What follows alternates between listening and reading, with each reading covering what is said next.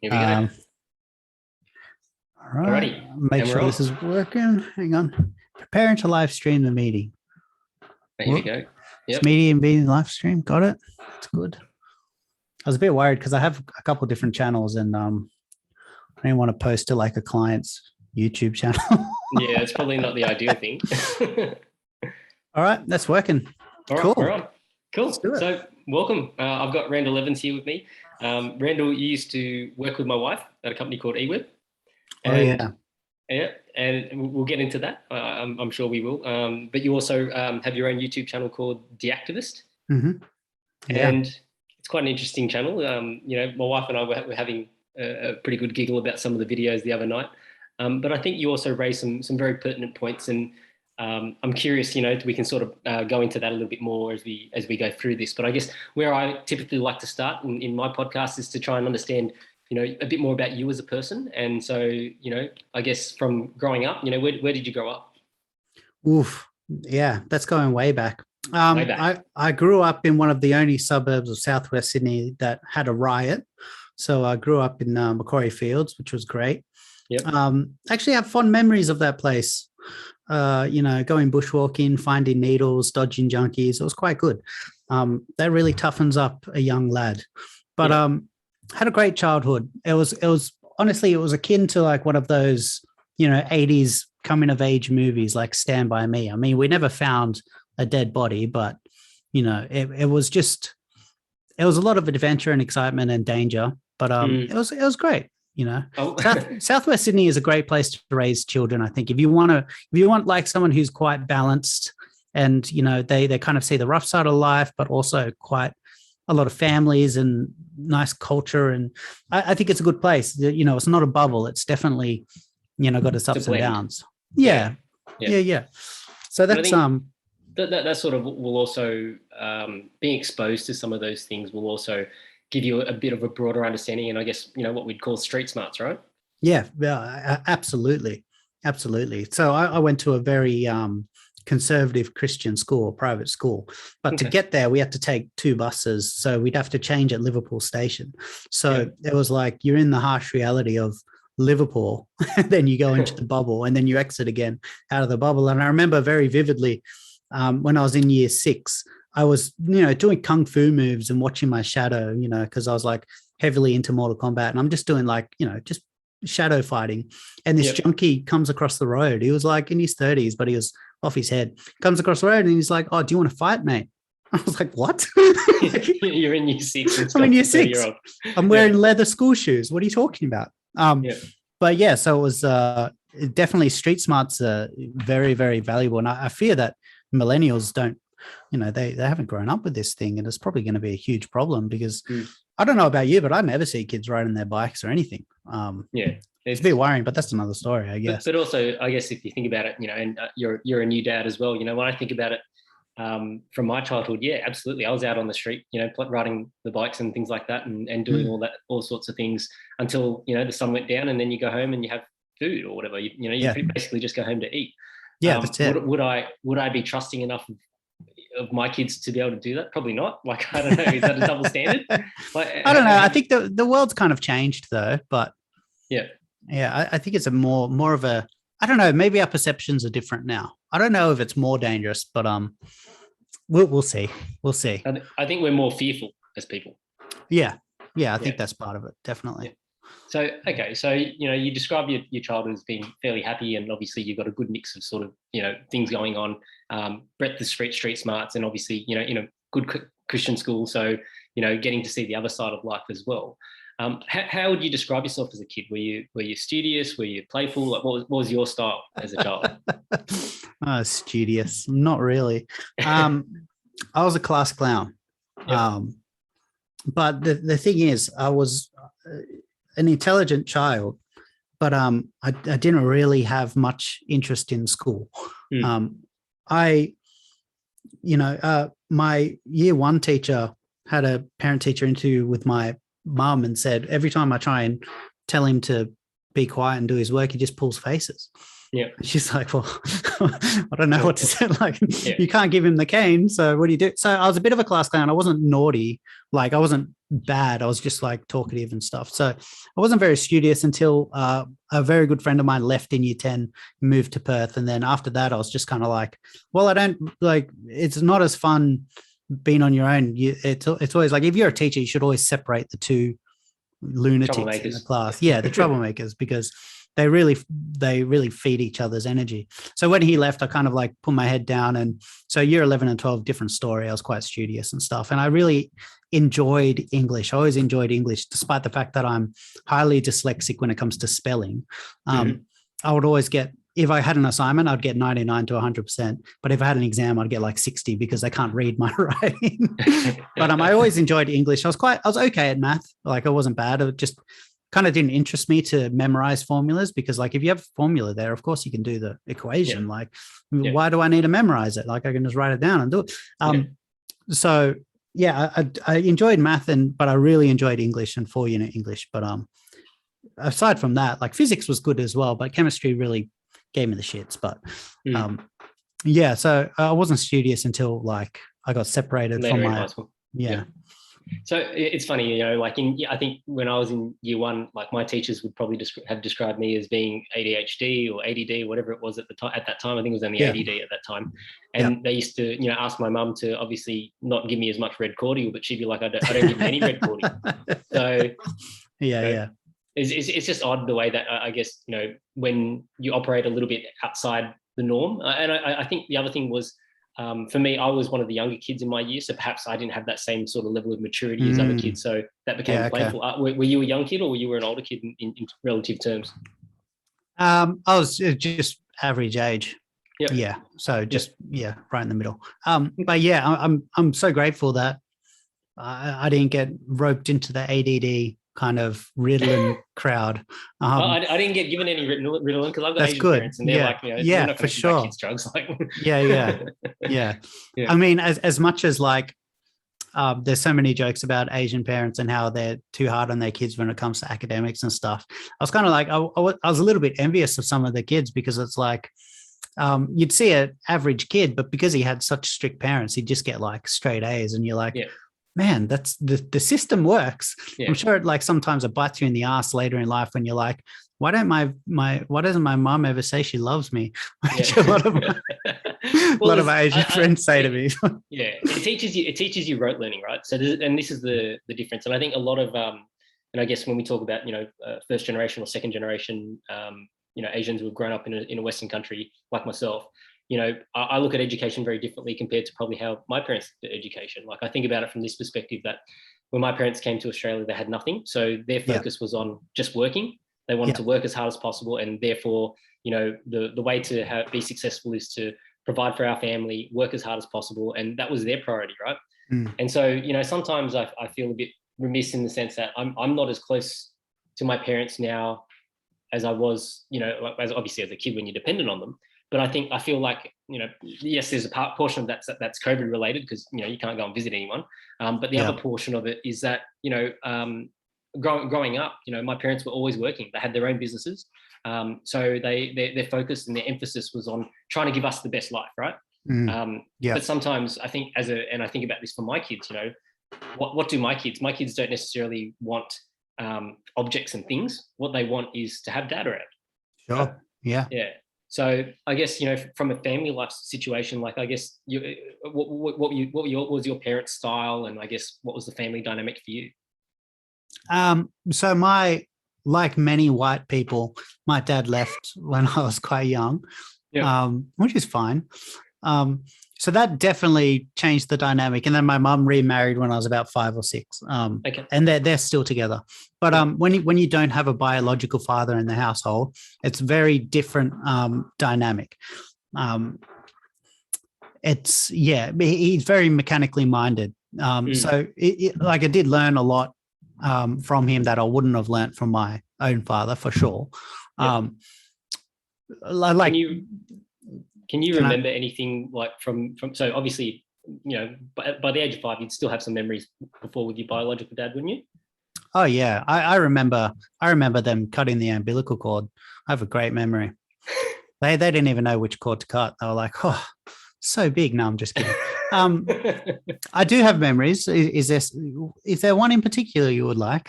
Well, I'm just curious as to, I guess, is there a standout one for you? Like, I guess with up until that age of 5, like, was that a happy time with your dad, or was things already at home a bit funny and awkward, and you sensed that as a child? Or No, I don't think I sensed anything. I remember him lying though. I remember that's what's the memory that I can remember is that I remember being in the backyard and we had like a set of stairs that went up into the back door of the house. You could still see the house on the Macquarie Fields train line. It was actually a really awesome spot because the backyard was like the train line, but then the golf course. And I remember my dad used to just hit balls into the course, like practice his swing, which was pretty funny. But I remember him lying because I remember like looking up on the stairs and I was like, oh, have you come back to live with us? And he's like, yeah. Like, that wasn't true. And like it didn't really faze me, but I was just like I'm like the next day I'm like, where is he? I thought he's staying here. He's not here. Oh, that's fine. I don't think I was like, it didn't really affect me because I was only 3 years old right at the time. But my older brothers, I think it's a different story, like totally different story. Like when you've had like 7 years, I think my oldest brother was 7 years of a relationship with your father, and then he just leaves. That has an impact. And I think honestly, if you want to be a good dad, all you have to do is stick around. Like, I think an abusive father is better than one that leaves. Like, don't take me up on that. I'm sure that people will say, oh, no, that's not right. And I don't mean like, I don't mean sexually abusive or like physically, but I mean, like a dad who's neglectful or whatever. Yeah. Like if he just sticks around, like when you're older and stuff, you might be able to see their perspective and you're like, oh, I understand why you were like that. Thank you for staying around. But when they leave, it's like, you don't have any perspective to know what platform they'll talking from or where they're operating, because you can't, you don't have the relationship with them to even ask them. It's like, what do? Do I call him now and be like, hey, so why did you leave? It's like, this isn't a soap opera. It's not a daytime TV show. People don't have those conversations. I'm sure I could, but I won't. But you're so right. Like, I think it's one of those things that, and I think as children, right, when you remember these difficult things, like, you remember where these bad things that necessarily, that, they have an impact on you, whether you want to, whether you appreciate it or not, so like, having, whether it's a loved one leaving you or, the example I would give is I still remember, this really bad fight my parents had where, plates were getting thrown and my mum smashed a plate over my dad's head, like, like a bad fight. And I still remember that, like, that has an impact on me. And I guess for me as a dad as well, sometimes it's not about what you learn how to do, it's what you learn what not to do, right? Sure. So what you learned was never criticize your wife's cooking. Well, she's a good cook, right? So we're joking about, Mrs. Yap's kitchen, but she's a good cook. So I don't necessarily have the dramas from that perspective. But I think it's about, I look at some of those lessons and some of the mistakes that my dad made, and I can only view it from my perspective, right? And I harbored a lot of resentment, for a long period of time, and then over time I've let that go, because the only person it was hurting was myself. Sure. So I decided I'll try my best to still be a good son and all that sort of stuff. But I guess for you, in terms of your feelings towards your biological dad, I guess is there any relationship there now, or is it still? Oh, really? And it's kind of like you said, you can be a good son all you want, and that's great. But there's sometimes there's a line where it's like, it's really unhealthy to change the role that you have in a family. So what I would say to people who do have broken families and stuff, not necessarily divorce, but they're going through something where they might be the mediator between their mum and dad or whatever. That's not the role that you should have. And that's a really dangerous role for you to have. You need to stay being the son. And it's like, actually, this isn't my issue to make sure my parents stay together. That's not my issue. I'm just the son. When they bring you into because of them either. Like, it's not. It's first of all, you're not going to save them. Like, get that out of your head. It's just not going to happen.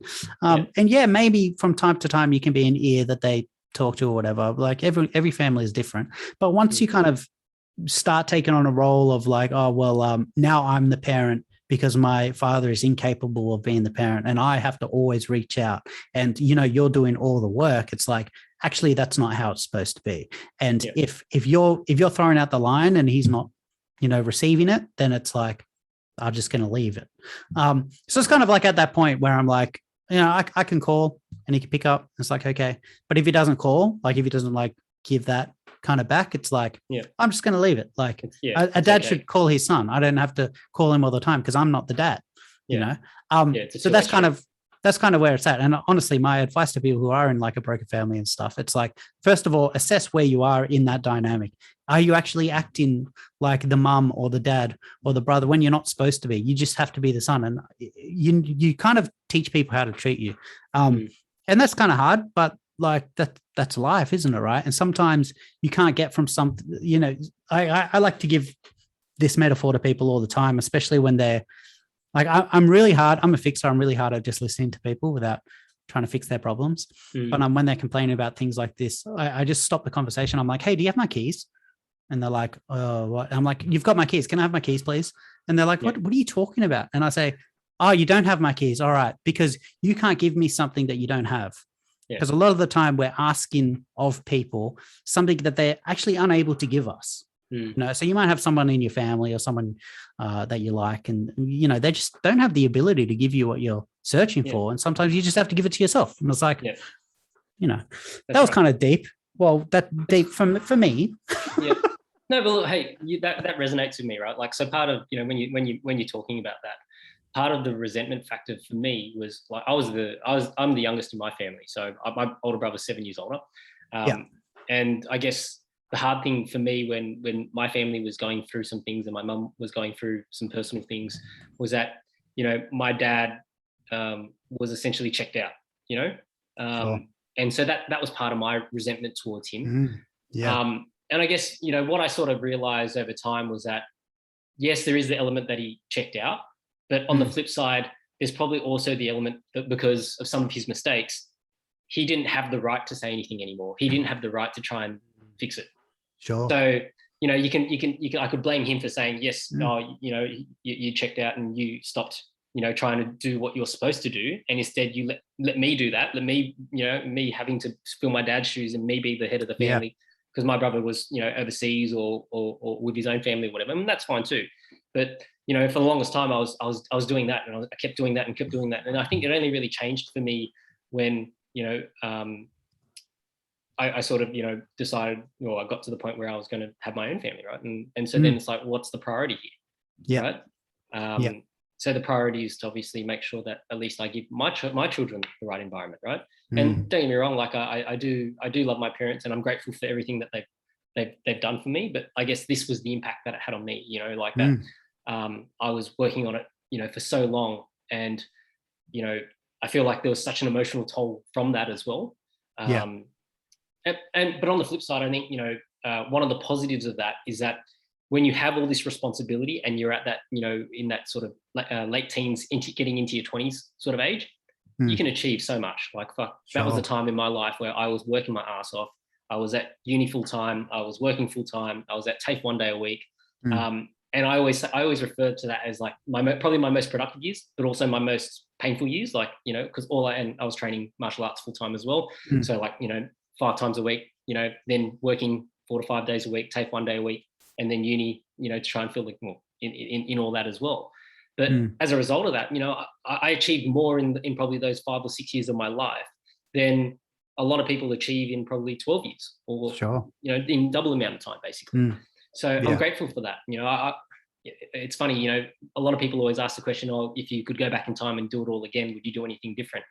I really like to think that I'd like to do everything the same, but I'd probably just make the same decisions just faster, to try and capture all that wisdom and experience that you get through going through that process and coming out the other side. Right? So I guess, just thinking about your situation, then you mentioned that there was things that you learned from your stepdad that obviously, you didn't learn from your biological dad. Like, do you mind elaborating on what some of those things might have been? I think one of the things he kind of drilled into me was that, this isn't something that you learn overnight. I think you learn it over years. And he mentioned it in his like wedding speech when we got married, is that it's not good enough to be funny all the time, which is like, it's kind of true. Because even if you want to be a comedian, it's not good enough just to be funny. You actually have to do a lot of work. Like you have to be able to stand in front of people, and not be worried when you're bombing, because that happens. But it's like not good enough for everyone to like you, and not good enough just to be funny. You actually have to do something, with the gifts that you've been given. Because again, as I said, in school, I was a class clown and everyone liked me. Well, I think they did, but it's like, was that actually helping me to succeed in life? And it's like, maybe, but not really. Not if you don't do anything with it. Like, the world doesn't really need just another funny deadbeat. They actually need people who are willing to work. But he also taught things like, simple things like finesse, like just trying to find that sweet spot. But like all of those kind of, because he's an engineer, right? So all of those things. And he's also a sportsman. So I don't know so there are these like petrol model cars that people race, those little 1/8 scale cars that are about, I don't know, shoulder width. And RC, they're RC style. Little RC with the petrol motor. Yeah. And he was world champion like twice in a row or something, which is like, I know it's a niche sport, but like it requires you to concentrate a lot, because those cars are really fast and they're quite easy to flip over and like, and it's all like, though those sort of sports are like, they're like it's a terrible metaphor. I'm not even going to use it, but like an inch is a big distance. 1 second's a big amount. So like he's a bit of a sportsman and stuff. And for me, I don't really like competition. I don't. So if I'm at a board game night or whatever, I'm just like the one making jokes and stuff. And I don't really have that competitive edge. But it was good to see the value in that in terms of how to become successful. You kind of need to have a competitive edge that's healthy. And I honestly don't have a competitive bone in my body, so I've kind of had to teach myself, it's good to compete with people because you get the best out of yourself. Right. So things like that. Yeah, exactly. And I don't think I would have been able to learn that from anybody else, But yeah, so things like that. In the chat group, someone I don't know if you know called Vanity Lover said, "Get a room, you two," which is quite funny. Okay. It was Oliver. Oh, it was Oliver. Vanity Lover. Yeah. Actually. All right, tell Ollie. Oh, yeah, all good, Ollie. Thank you. We have got a room. It's called a Zoom meeting room. So would you say that this podcast is better than the one you did with Ollie? I think so. Look, it's potentially. We'll see where we go. We'll see. So I play Fortnite. Come at me, bro. You're building your community too. So yeah, exactly. So okay, so that's a good lesson to learn. Like that competitive edge, I think, is something that is really important. And I think speaking from my experience, right? So I was really into gaming, and part of the reason why I started this podcast was because of a mate that I used to do a lot of gaming with. Committed suicide a couple of years ago, but oh wow, we used to play StarCraft together, right? Are you Korean heritage? No, so my dad's from Singapore, my mum's from Malaysia, and then I was born here.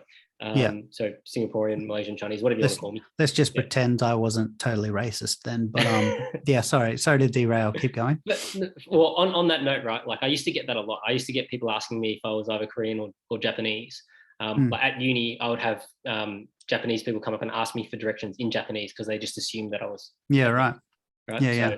So, I think I'm just a bit pale, right? So that's probably why. What was I saying? So part of the reason, so with the competitive thing, right? So we used to play a lot of StarCraft, and one of the things, and I would say that this was a flaw in myself, right? Because I never really enjoyed solo competition in the game of StarCraft, right? Yeah. I feel like in that position where you're in that it's a one-on-one sort of scenario. Your success or failure is wholly and solely dependent on yourself. Yeah. And I didn't enjoy that as much as playing, like a 2-on-2 or doing something like that. Like I actually enjoyed that more, which is completely at odds with the martial arts side of things, right? Because on the martial arts side of things, you are competing essentially one-on-one. Like it's not like you're in a team brawl. It's if you're doing a fight, competition fight or whatever like that, then it's you against the other person. And I think I probably had more ego than anything else at that point in time. And I think, you know, that was also detrimental to improvement and learning. And like, you don't really gain as much experience than if you're actually serious about it and you're willing to take those losses to be able to analyze, well, what happened? How do you do it better? And how do you, you know, get better as a result of that? I think you learn quicker when you can face up to the fact that, hey, sometimes it's good to have that competitive edge. And I'm not saying, you know, you have to get competitive every single board game and win Monopoly every time. But, you know, when it comes to the things that you really want in life, then you have to fight for it, right? Yeah, for sure. Yeah, for sure. And I mean, that's the other thing that he taught, because like he's like I said, he's a sportsman. So like, I don't think I would have played football if he wasn't in the family. And that really shaped me big time. So what happened was I played for, you know, I think under 7s or under 8s or something. And I was just skipping around the field, being a doofus or whatever.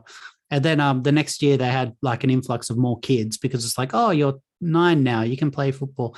And so I was like one of the first ones they cut. They were like, oh, well, we don't need this guy. And then so like that really struck me, because I was like, you know, you're like worthless. So then I went to the neighboring suburb, and it's really funny because Waterboy came out that year. I don't know if you remember that Adam Sandler movie. And the premise is you take all your pain and you focus it into one action, which is tackling. And I was like, you know, you're just a kid. And I'm like, hey, this is probably a true story. And so I did that on the field, and I did that ever since, and like absolutely killed it. Like the team that I got cut from said, hey, can we have you back? Yeah. And like, you're talking about like under 7s here, right? Or under 8s. Like that's rare for him to be like, to hear about some kid that was like destroying Samoans and say, hey, can we have you back? But yeah, so that, I don't think, and that was a huge part of my life, like playing footy and stuff. I almost played state level. Like I went to the state camp and stuff, but didn't quite make it at the end. But I mean, like it was huge, like, because it was something I was really good at. And I think you're right. Were you good at the other aspects of footy, or were you just good at the tackling? Not at first, but they kind of developed. Like, but so I played dummy half, and I played. I think I played in the centers for a while as well. But when I was that age, I mainly played dummy half, which is a highly competitive position to have. Like everyone wants that position. So that's, if I had gone for like 5'8" or like maybe a shitter position, I probably would have made state. But dummy half, it's like you got to be the best of the best, really, because you're a forward. And I was also a very small kid. Like you don't know now, because I'm just like the pinnacle of human health. But I was like McLovin, like, but and I think that was part of the reason I liked it so much, is because it was like a David and Goliath. It's fun to see someone small be really good, like dominating. Well, that's the thing. That's aggression can actually can compensate for a lot of things. That's why, you know, people talk about, you know, I guess little man syndrome or whatever.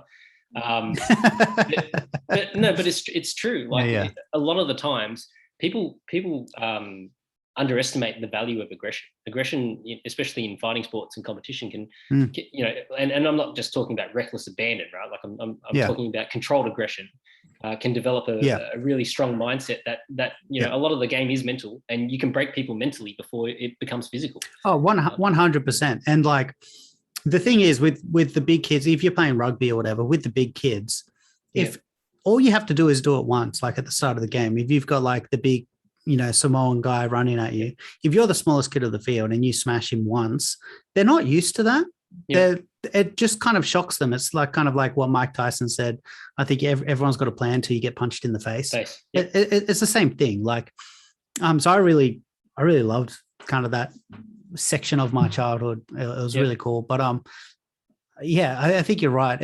I don't know if I'll call it aggression as much as I would call it kind of like a fearlessness, where you kind of like, you're in control, and it's like you're willing to get hit and you're willing to hit.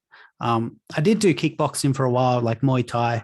I loved sparring and stuff and training, but I didn't like fighting other people. I think that was way too direct for me. I'm way too much of an empath to be able to win a fight, you know, in like that environment. It was too much. Like when you crack someone in the skull, I'm just like, I'll just train. Like I don't like this feeling. There's a balance to it though, because when you get hit, like that also helps you to arc up as well. Like that lights the fire. You're right. I get that. You've only got two reactions. You're either going to fight or you're going to flight. Like there are people that get hit, and even in sparring, you know, they cop a few shots and then they're just covering up and they've lost all control, right? And I think part of that, why do people train, combat sports is because they want to develop that alternate reaction that, hey, when life is going to beat me down, I don't just have to cover up and cop it. I can actually stand up and say, hey, I'm going to fight back. This is what what I'm here for, what I'm about. So it doesn't just go straight through in terms of just talking about, combat sports, but that whole philosophy applies to life as well. Yeah. And that's why, I think, for children and kids, martial arts is a great foundation in terms of teaching adversity, because you're not going to win every time, but you will grow from it. You grow from being in those difficult positions and, meeting those challenges. Yeah, 100%. I guess talking about as you were growing up, footy was obviously one thing that you really liked. I know you mentioned Mortal Kombat as well. Like, what other things were you into as a kid growing up? Like, we played games a lot as well. We smashed out Halo like every day. I loved music. I still do love music. I love really heavy, fast music, and that's never changed. So a lot of my life hasn't changed. I don't really.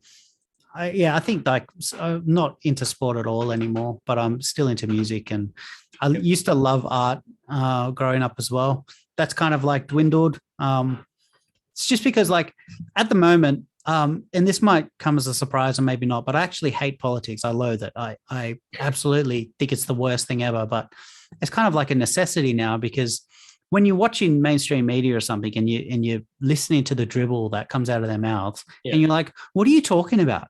And so it's kind of like, I get so angry that I'm like, well, I have to talk about it because no one else is. It's kind of like if you were like, you're a martial artist, right? If you're watching the world championships and you're watching someone do Kung Fu and they're just crap, you're going to be like, I'm competing. Yeah. Well, it's more disappointing, I think, right? Like, I think, I guess we can have a bit of a digression and let's talk about this, because you brought it up. But, I think when it's what we're getting is processed information, right? And so because it's, like you think about it like junk food, right? So I think that's the common analogy that people will use nowadays is that, it's like processed information or common mainstream media is like processed food, right? Yeah. You can consume it and you could survive off it and live off it, but is that going to make you the healthiest individual that you could be? Probably not, and if you want to be a healthier individual, you probably need to get, better quality information, as opposed to just subsisting on junk food or I guess, processed information, right? Yeah. So you want to get, and this is why, when people talk about dieting and things like that, they want to talk about natural foods, right? So the same way we want natural foods, we want natural information. We want the information straight from the source. Whereas, we live in this society now where everything is just a quote or a misquote or, a snippet from here and there. And we sort of, they patch it together to sort of make up their decision, right? What are your thoughts, right? I wouldn't say it's processed information. I'd say it's poison. It's like eating poisonous food, but it's like you don't feel the effects until it's too late. And then that poison has changed your brain chemistry. So that's all you want.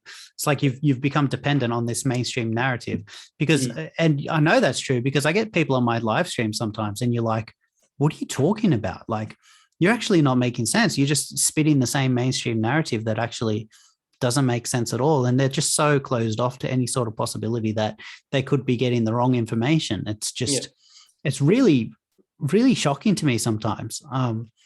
But then again, it's also not shocking because we came back from the hospital a month ago from giving birth. And our Xbox was broken, which is where we streamed things, right?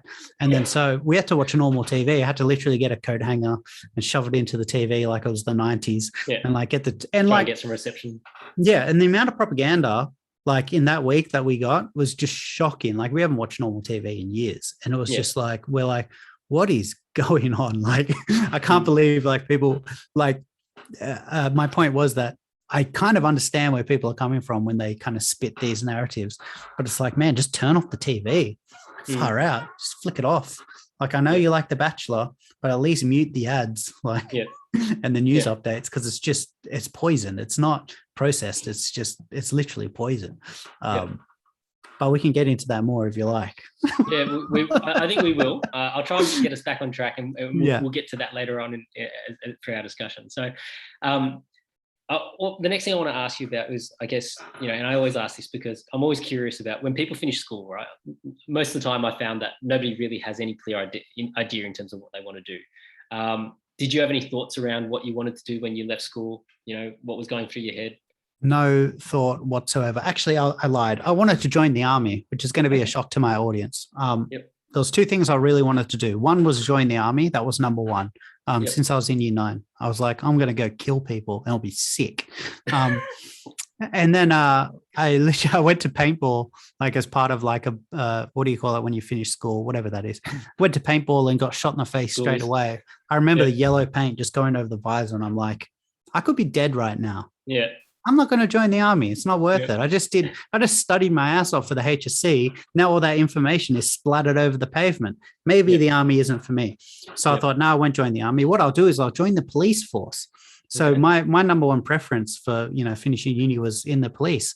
And then I got a different one. I think I ended up doing a media degree, but like that's is a shock to my audience because like I'm totally against police. And I think, I think the army, as much as defense is important, I think having a stand-in army is a big problem for Western civilization. But like we probably don't want to talk about that at the moment. But so that's what I wanted to do. We'll get into that later. But so I did a media degree, which was it was journalism, PR, film production, and something else. Anyway, advertising, and it was like you do all 4 of these units and then you choose a major, which is any of those. So I did film production. So I've been making videos since then, but I wanted to make movies, but it's just like Australia doesn't have a film industry. If you want to get funding for a film, you have to have like a lesbian Aboriginal front man, like to be the main actor, and you have to have an all-female crew and all this stuff. I'm not even joking. You go to the Screen Australia and you look at some of the things to get a grant because the government's so heavy invested into the industry, it means that there are no private investors, so they're the only door to go through. It's just so crazy, like the holes you have to jump through. Like I'd have to change my name to even get them to consider my applications. And the funny thing is they took, I don't know if they actually saw one of my ideas and then just stole it, but I remember I did try to get a grant a couple of years ago, and then they just made the same show like a couple of months later, and I was like, okay, let's see how it is. So I wanted to make movies and stuff and make trippy like Stanley Kubrick style movies, and I've written 3 feature-length scripts, but I don't know, it's a weird thing to write a movie script. It's very hard. It's not glamorous at all, and you're basically writing something where someone has to read it and say, am I willing to dump at least $5 million to see this happen? And if the answer isn't yes, then it gets thrown into the rubbish. And the competition is very fierce. And to be like some bogan from Southwest Sydney trying to write a script and get it funded is like fresh hell. So maybe one day I'll go back to that if like, the opportunities arise. If the opportunity arises, for sure, I have like 3 scripts up, under my belt that I can be like, here, make this. But we'll see. We'll see. But so that's what I wanted to do. But you raise a good point. Like I think Australian film is it's like the industry from an Australian film perspective is quite small. I was with a few of my friends during my late teens and early 20s. We're into obviously shooting short films and things like that. And I remember we did this competition, and the result, like when they did the results thing, it was at the Riverside Theatre in Parramatta, and we did a film, sort of like a slightly sort of a thriller style film. It was only a short film, and I remember the guy that won it. He had a pretty good concept. His concept was, I think his short film was called A Little Bit Behind. And it was basically about like a guy who was a time traveler, but he was 3 seconds behind. So he's just, in other words, a little bit slow. But it was a great premise. Right. And he won it. But he was also, he was working at, I think he was working on Sunrise or something.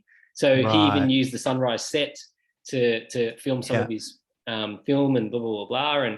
And here we were, shooting in somebody's backyard. you know, and Yeah. so, you know, we I think we won something like, it was $1,000 or something to use a particular editing room or something like that. But, you know, you spread that, you know, across, you know, a team of 15 people at the end of it, and it's not really much to go around, is it?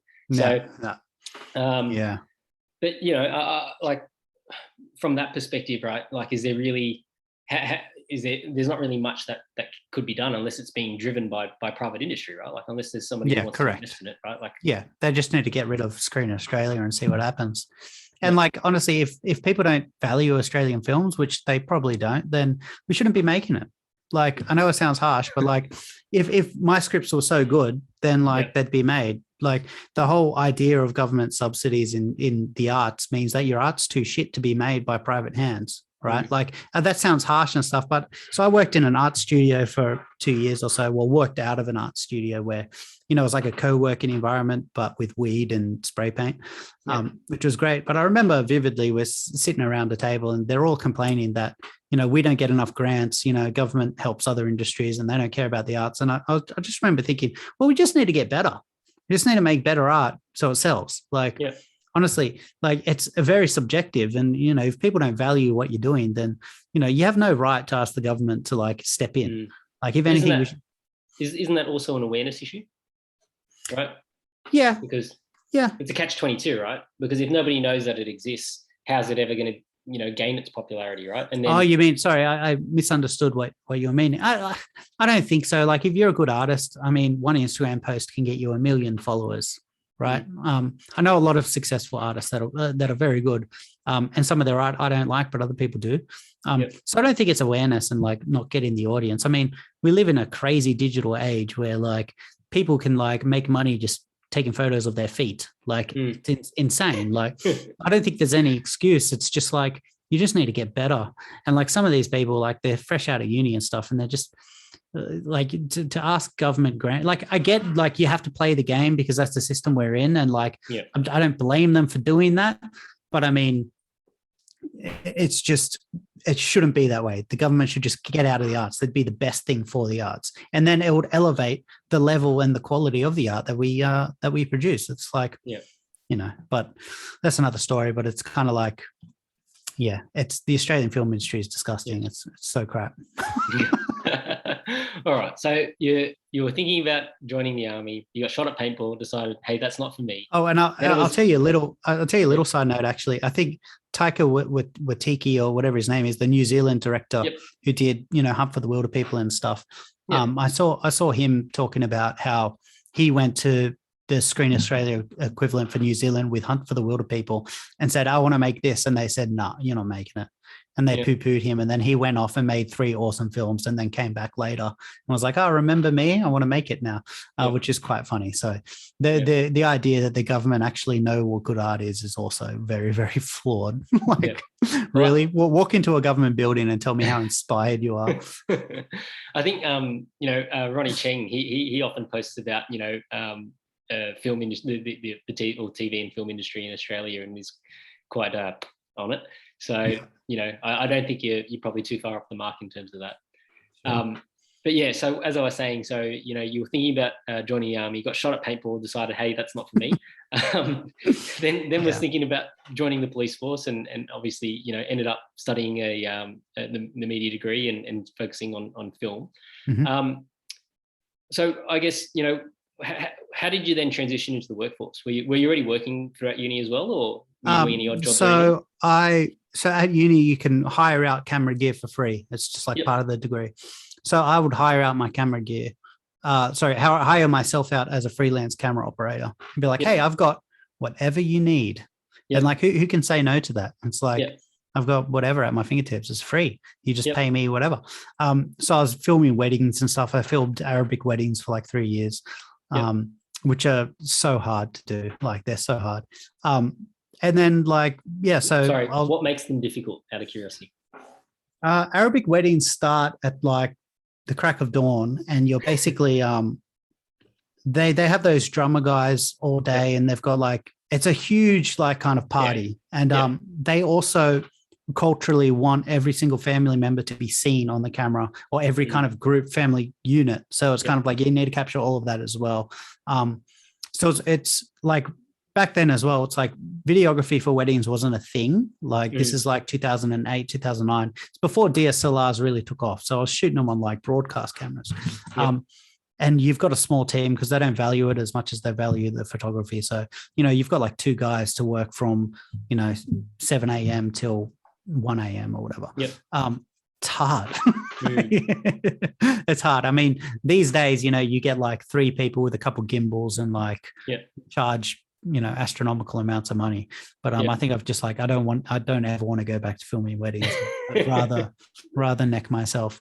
But so I was filming Arabic weddings, and then through that company we did like a lot of corporate videos and stuff. And then I eventually left there and shot some music videos, and then just fell back into just shooting low-hanging fruit for money, as I was, script writing and stuff and doing other sorts of artistic endeavors. And then I think I actually, from memory, the reason I quit that company was because I was like, I need one day a week to work on my own stuff. And they were like, oh, no, we can't really afford it. I was like, okay, well, I quit.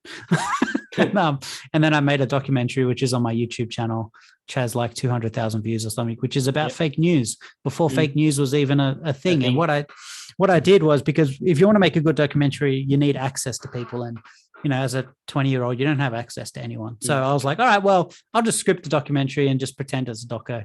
And then so I just like made a fake documentary. And then right at the end, it was like, hey, we're all actors, and that's why you shouldn't believe everything you hear. Because documentaries, I know that they kind of, people are like, oh, this documentary reveals so much truth about XYZ. Documentaries are the easiest way to manipulate people. It's just so easy. Like, because you're presenting things as facts, right? You're presenting it as facts, and also because you're using multiple different talking heads, you can make the meaning mean anything. So I was working on a documentary recently with well, not with Sydney Watson, but Sydney Watson was one of the people who was talking about it, and it's about the sex industry. And I sent her a clip that I had made by accident because I was just like chopping and changing things. And basically a prostitute is saying, and then I became a prostitute and started having sex with men for money. And then it cuts to Sydney Watson, and she goes, and that's when my life became infinitely better. And it's like, it sounds funny, but like on a subtle level, if you've got like 5 or 10 talking heads, you can like pretend you've got integrity and say, oh, these, like, I didn't do any clever editing to your piece, but the way you piece it together tells a different narrative. Story. You know what I mean? So I don't really make documentaries too much because I don't really like the format. So I've kind of stuck to making stupid YouTube videos because that's the pinnacle of truth. Well, the satire is definitely, it's amusing, right? Whether, I guess, it's something that everybody has to grip with, right? Like I know that obviously, I think, for you, you'd probably want to make, you're doing it as part of satire, but at the same time, you're trying to make a point, right? Yeah, correct. Yeah. And that's the thing, right? Like, you probably get the views, but you may not necessarily get the engagement, right? And I think, the engagement is always the hard piece, right? Like in any conversation, a lot of the times it becomes like battle lines are drawn before you can actually get into what is the actual nitty gritty of what are we talking about here, right? As you can see from the sort of content that you're putting up, it's like people like to get involved in this whole vaccinated, unvaccinated discussion when, it's not really a discussion about vaccinated and unvaccinated. Yeah, you could try and make it as simple as that. But there are other issues at play, that come into, freedoms, rights, like what do we accept as a country? What do we accept as people? Like, what do we deem as acceptable and what isn't acceptable? And I think, some of your videos raise really good points about the satire of it when it comes to, people getting, what are your reasons for getting vaccinated, right? Like at the end of the day, you're getting vaccinated because you hope that it's going to afford you some level of protection, right? And then, but whether, and like, I guess, speaking from my perspective, right, for me, it's not really much of an issue when people choose to get vaccinated or unvaccinated. What I don't like is when, people are being forced into that decision, right? Yeah, definitely. you know, and I think, you know, and we might as well, you know, we can start getting into it. We sort of, you know, kicked off an hour already, and we've gotten through majority of, you know, well, I guess, you know, a good chunk of your life story. So, but from that perspective, right, like, where do we draw a line? Like, you know, who are we okay with it? And, you know, is there the peer pressure side of it because, you know, everybody else has gotten, oh, well, doesn't really matter. But, you know, to some people it does, right? Yeah. Like, you know, where do you stand on it? I'll try and make a stand without actually referring to the jab. Although just because there are certain things that might get me yeeted off YouTube as we're streaming. But you're exactly right. The line is drawn when it's force, when force is applied upon you. And I put this question up on my Instagram, and it's funny because people were like, I never thought about it this way. And the question is, if you don't own your body, what do you own? You know, it's actually, it's not really about, like, I understand if it's a great idea, by the way, you don't need to force people to do it. If it was such a great thing, like, why do you need this massive media campaign? Why do you need like all the army and the police involved? Like, you actually don't. If it's a great idea, people will just do it. But it's absolutely asinine to suggest that the government owns your body and has the right to put things into your body, right? Because if we don't own our body, we actually don't own anything. Because your private property right should extend from your body, first of all. It's like, to rework an old phrase, it's my body, my choice. Now, I'm not pro-choice. Ooh, wow, controversial. Who cares? Because that's another individual inside you. But when it comes to your own body, if it is just the one entity, it's my body, my choice. It's got nothing to do with you. And besides the fact that if you actually had the jab, like, it shouldn't matter, right? The theory is that you're immune, or at least if you get it, you're not going to have severe symptoms and go to hospital. So it's like, actually, it doesn't make sense that you're so frightened of this. But, you know, bodily autonomy is absolutely essential, and because everything else flows out from that. Because if you don't own your body, how can you own your land? Because that's way less valuable than your body, right? So should we just allow the government to come in and rework your land, kick you out of your house? I mean, that's what the movie The Castle was premised on, right? When we said, well, actually, this isn't a good thing. So for me, it's, and for everyone, it should be, you own your body and you own yourself. And if you don't, then tell me who else owns you. Right. And I absolutely reject also the notion, and Ayn Rand said this in an interview that I watched recently, where she says, I reject the notion that we should have the right to vote on anything. It's like, okay, democracy sounds great, but if you're voting on anything, that's actually really, really dangerous. Like, if we're just voting on, hey, should we vote on, like maybe it's an arbitrary thing at the moment. Most people think it's arbitrary. Not important. It's like, oh, let's just vote on whether we should mandate vaccines or something. It's like, oh, that's okay. But that really opens the door to say that you're voting on absolutely anything. Why don't we vote on who should we molest this Sunday? I vote that we all molest Johnny. And if we have 5 votes to 1, then who are you to say no? There's a majority rule. That's democracy, right? And I mean, the quote is, you know, democracy is, 5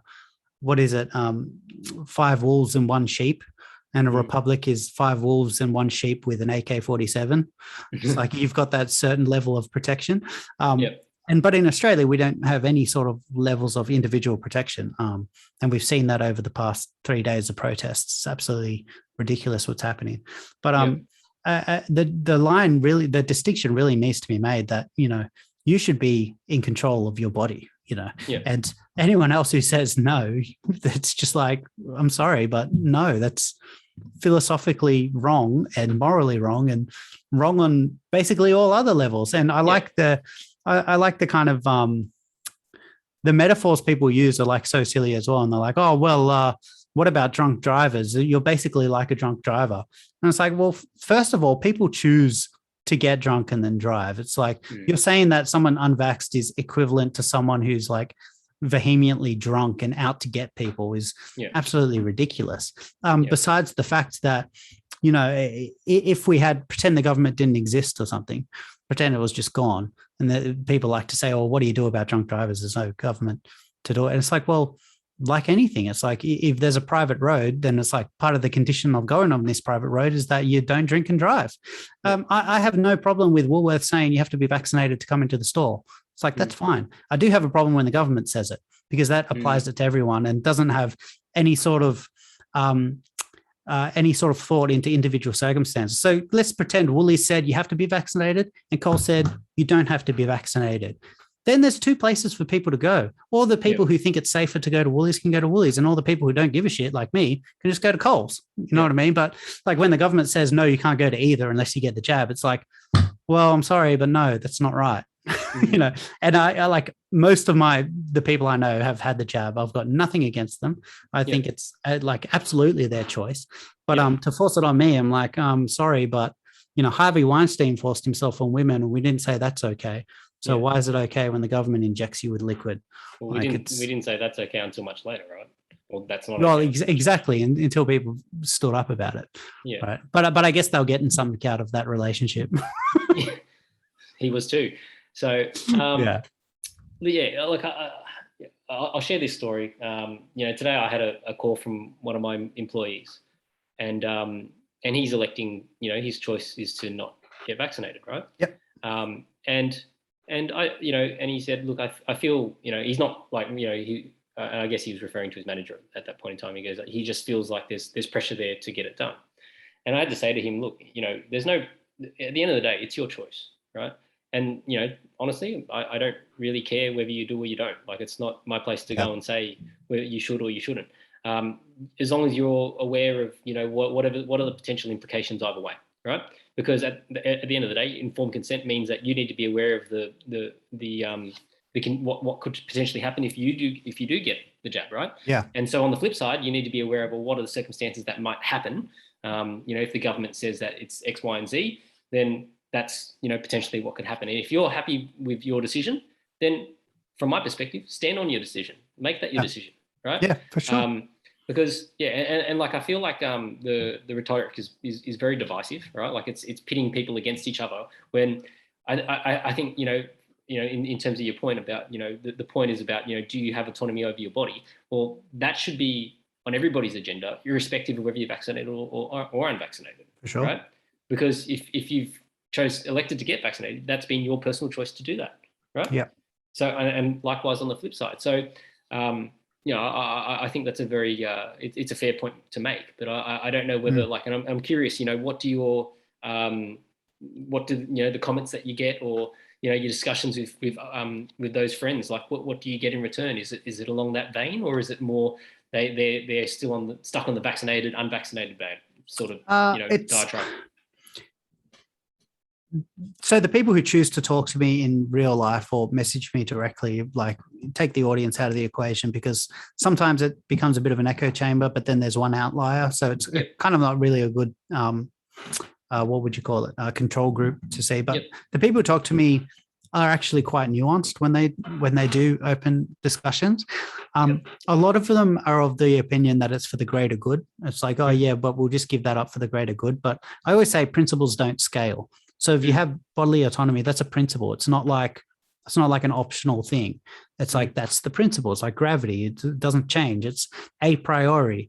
But yeah, so it's a bit mixed. But I like how you said informed consent, because I don't think we have informed consent about this issue, and we should probably someone just wrote echo in the comments. We should probably be careful, treading on very dangerous waters here. But so I don't know if you know this, but Instagram blocked 2 hashtags this week. One was natural immunity.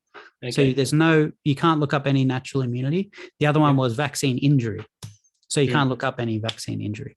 The FDA came out and said, and I need to look at this closely, but it is the FDA. They came out and said that for every life that we save with the jab, we have been killing 2 people.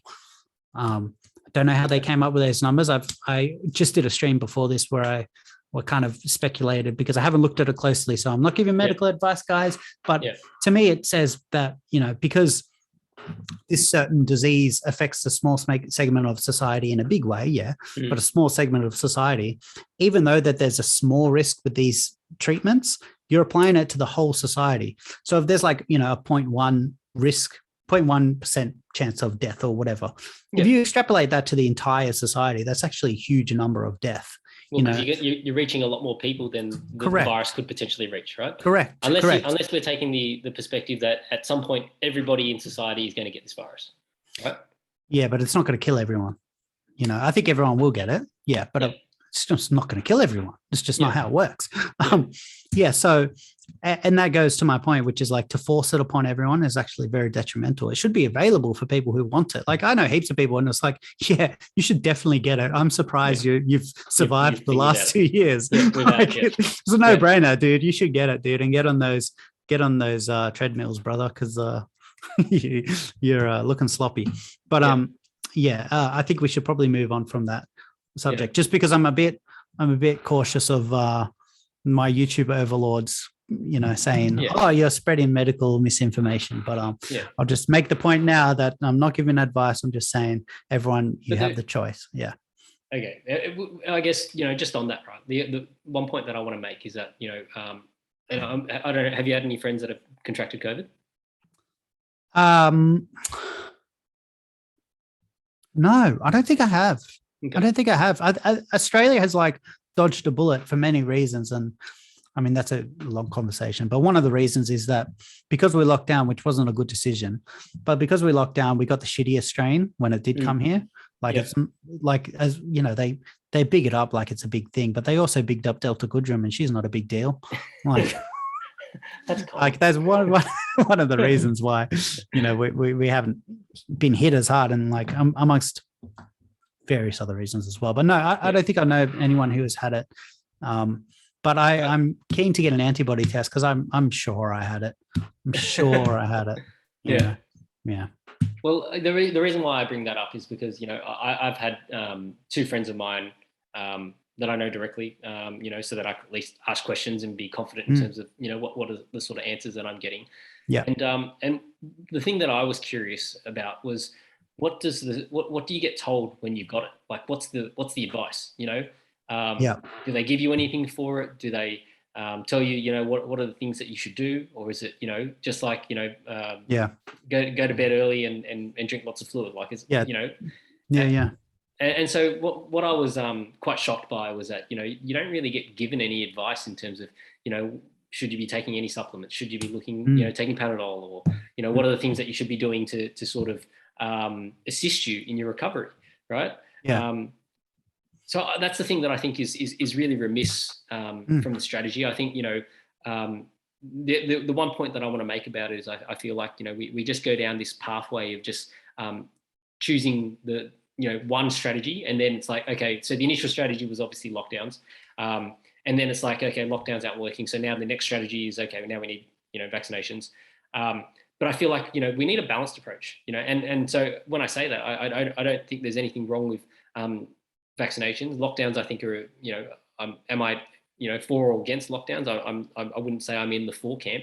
I'm probably more against them because, you know, as a guy who runs a business, it's very important that, you know, like I have employees, I have people that have families and, you know, need to pay bills, and the toll and cost in terms of that is also significant, you know. And I think, you know, we're basically prioritizing, we're saying that people dying from COVID are more important than people not being able to put food on the table for their family and their friends and, you know, and their kids and etc. Or kids necking themselves. Yeah, well, like that's what we said.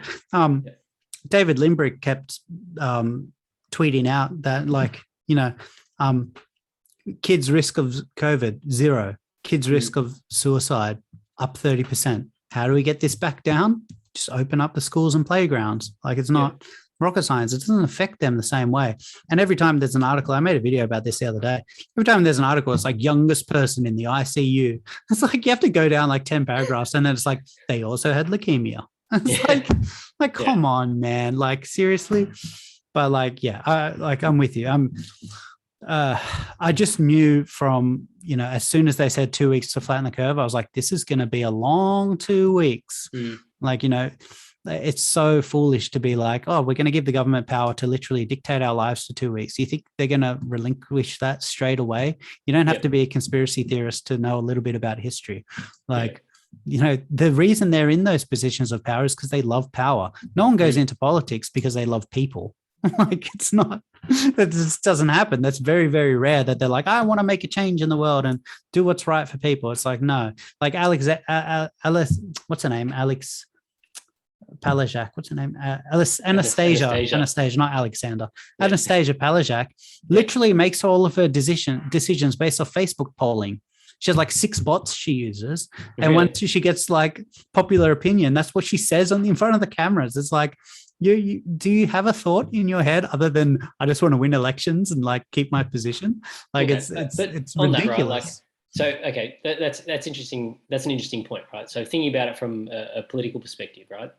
If you are doing Facebook polling to basically, you know, get feedback from your people, wouldn't that contribute to being, I guess, you know, popular opinion and therefore, you know, the voice of the people? Sure. But again, like I reject the notion that people should have the vote on everything. It's like, yeah, it is. It actually is popular opinion for mandatory jabs. Like that's popular opinion. Doesn't mean it's right.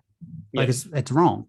And like you'll never get a politician. Well, we've got 3 at the moment, three at the moment who have said this is wrong, but they're not like popular people. You know, they kind of are.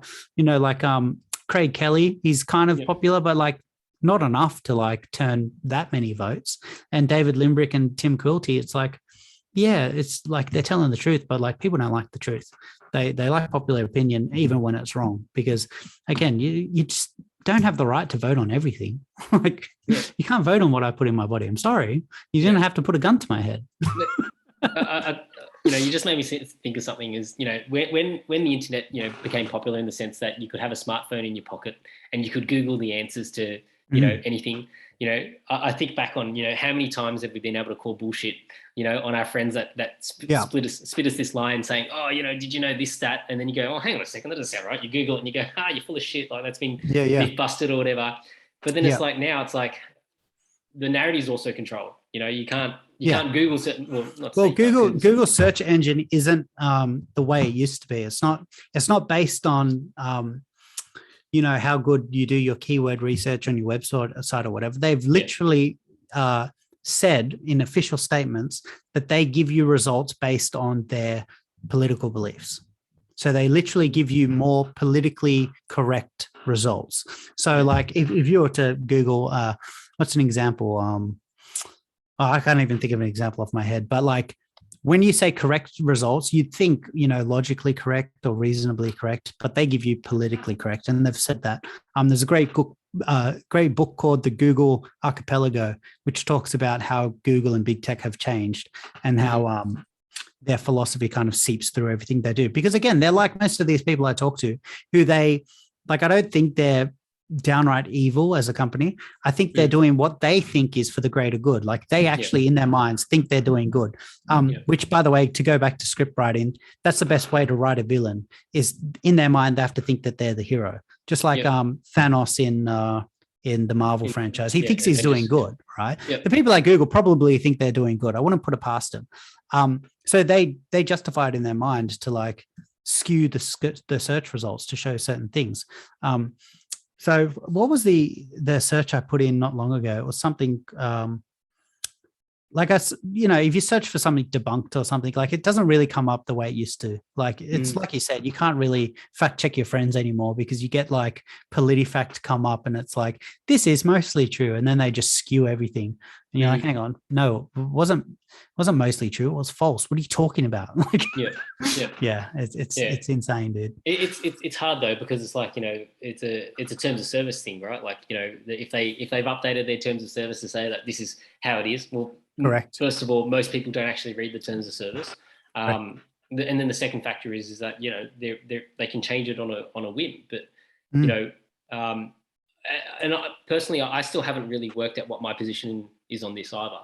But like, you know, do you think there comes a point where a platform is so large that, you know, that they should be able to allowed to do that, or, you know, should that platform, you know, I guess it's still a platform. You still agree to use their terms of service. Shouldn't they have that autonomy to make that decision? Well, I don't know. I'm not sure where I'm at with it. Like, I'm just, you know, curious what your thoughts are. There are a few things. One of the things is, and this is what a lot of conservative commentators take them to court over, is that they violate their own terms of service, which is fair enough. So, for example, if Patreon takes someone off because they don't like them or whatever, you can take them to court and say, well, you violated your own terms of service. Like, this is the contract, you violated it, so therefore we'll go to court and battle over it.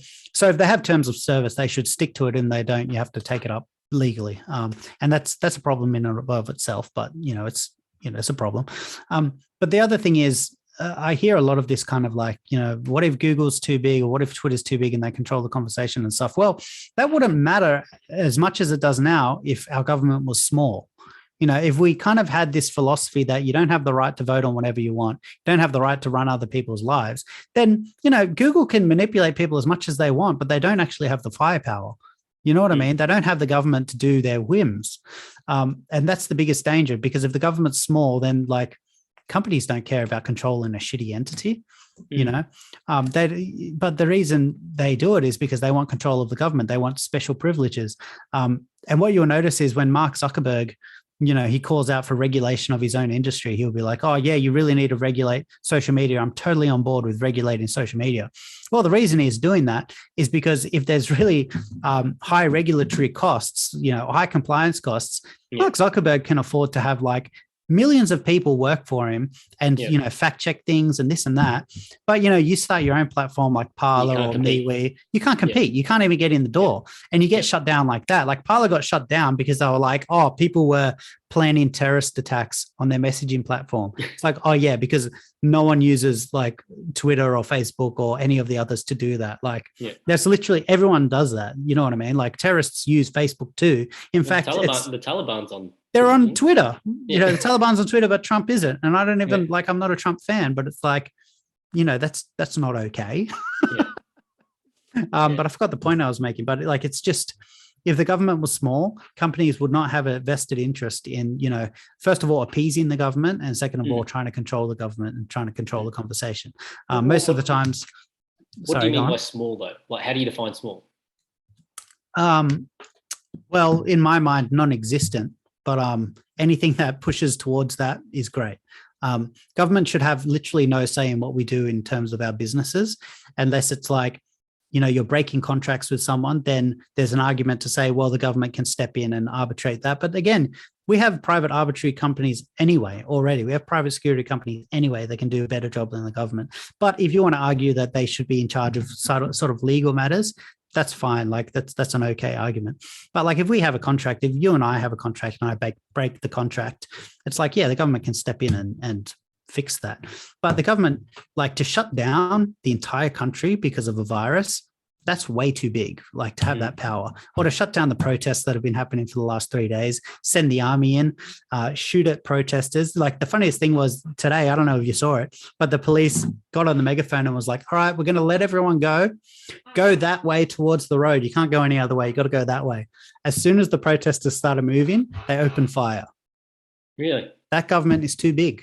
It should be way smaller than that. But, the first thing to change would be, get your nose out of other people's economic affairs, because you actually, the government doesn't produce anything. They don't know anything about business. The way that they make money is through stealing it from us, right? Taxes. Yeah. And it's like, I don't remember signing a contract that says you can take my money. Why is this okay? For everything else in life, you have to give consent, right? What makes sex and not rape? It's like the consent, right? It's like you're just taking my money. You didn't do anything. And they're like, oh, well, we provided you roads. It's like, well, I could pay a private company to make roads. Most nice establishments, like new estates and stuff, they all have private roads and they have to pay strata. Like we don't need them. Like we literally don't. But to say that to people is like a big pill to swallow. And it has all sorts of questions that arise. Like, what about healthcare? What about army? What about defense? And all of those questions have answers, but it takes time. It takes time to educate people on this stuff. And we're not going to be able to do it in our podcast today, but the answers are there. It's just one of the problems is that because we have 13 years of compulsory schooling, most of that is state schools, and even the private school have curriculums that are heavily regulated by the government. It's like, how do you expect those people to come out and be like, yeah, I don't think we need the government? It's like, but you've been taught.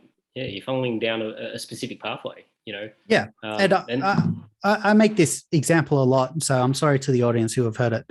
But even when you study economics in high school, they study it from the perspective that you have the control over the economy. And it's like, well, that shouldn't be the case. Like, it's not my job to control the economy. Like I shouldn't have the levers of controls. Like the government shouldn't have the ability to change interest rates. That's not what they're That's not their proper function. Like interest rates are supposed to be a signal to the market whether you should spend or save. They shouldn't be something that the government can just turn up or turn down because they want people to what, buy more houses or sell more houses or and just create boom and busts. The ends justifying the means, right?